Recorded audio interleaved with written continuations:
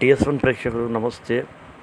టీఎస్ఆర్టీ 3 సంస్థల్లో ఆర్టీసీ నియామకాల బాధ్యత ముఖ్యమంత్రి రేవంత్ రెడ్డి దృష్టికి ప్రతిపాదనలు.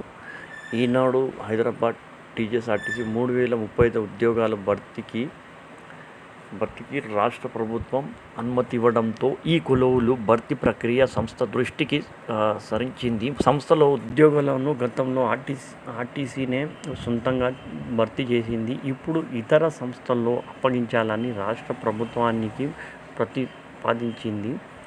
మొత్తం 11 రకాల పోస్టులు 3 రకాల వర్గీకరించింది. తాజా నియామకంలో పోలీసులు recruitment board, Telangana public service commission, medical board ద్వారా చేపట్టాలని నిర్ణయించింది. ఆర్టీసీ ప్రతిపాదనలు రూపొందించగా రవాణా శాఖ మంత్రి పొన్నం ప్రభాకర్ ముఖ్యమంత్రి రేవంత్ రెడ్డి దృష్టికి తీసుకెళ్లారు.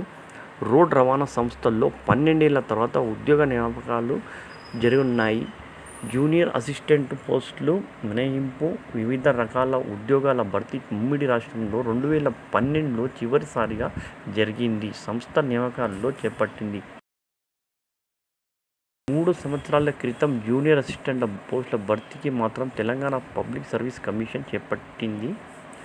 ఉద్యోగాలపై పని భారం చాలా కాలంగా నియామకాలు లేకపోవడంతో ఆర్టీసీ భారీ ఎత్తున ఖాళీలున్నాయి. డ్రైవర్లు, కండక్టర్లు, శ్రామికులు, సూపర్వైజర్లు, డిపో మేనేజర్లు సహా వివిధ విభాగాల్లో సుమారు 11,000 వరకు ఖాళీలున్నాయని సమాచారం. ముఖ్యంగా డ్రైవర్లు కొరత తీవ్రంగా ఉంది. అనేక డిపోల్లో డ్రైవర్లు అదనపు గంటలు పని చేస్తున్నారు.